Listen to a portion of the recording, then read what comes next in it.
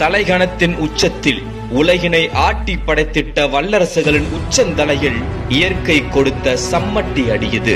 செவ்வாய் கிரகத்தில் புகுந்து வீடு கட்ட திட்டமிட்டவனின் நுரையீரலில் புகுந்து கூடு கட்டிக் கொண்டிருக்கிறது ஒரு சிறு கிருமி.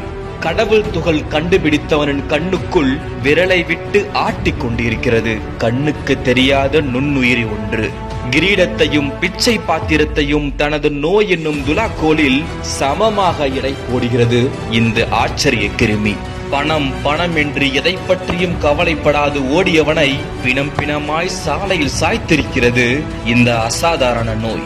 இயற்கைக்கு எதிராக தரிகட்டு ஓடிய மனித வர்க்கத்தின் சுயநல தேரின் அச்சாணியை புடுங்கி தீர்ப்பு எழுதி கொண்டிருக்கிறது தீய நோய் ஒன்று. இன்றும் அதே வானம், அதே சூரியன், அதே நிலா, அதே கடல், அதே காற்று, அதே மலை. ஆனால் மனிதன் நேற்று ஆடாத ஆட்டம் போட்டவன் இன்று அழுது புலம்புகிறான். நாளை கேள்விக்குரியே. இயற்கை மட்டுமே இங்கு மாறாதது. இந்த உலகம் இயற்கையுடையது. நாமெல்லாம் தற்காலிக ஒப்பந்தக்காரர்கள். இங்கு எதையுமே பங்கு போடவோ பாகம் பிரிக்கவோ பங்கம் விளைவிக்கவோ உரிமையற்றவர்கள். இதை பின்பற்றாததன் விளைவு அழிந்து கொண்டிருக்கிறோம் என்று அழுது கொண்டிருக்கிறோம்.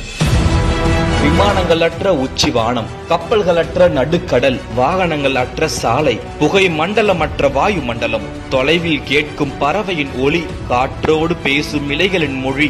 இத்தனை சோகத்திலும் அனுபவித்திட எத்தனையோ இருக்கத்தான் செய்கிறது. இனி இந்த உலகத்தை இயற்கையிடம் ஒப்படைப்பதை தவிர நமக்கு வேறு வழியில்லை. இயற்கையே விஞ்ஞானி, இயற்கையே ஆசான், இயற்கையே இறைவன்.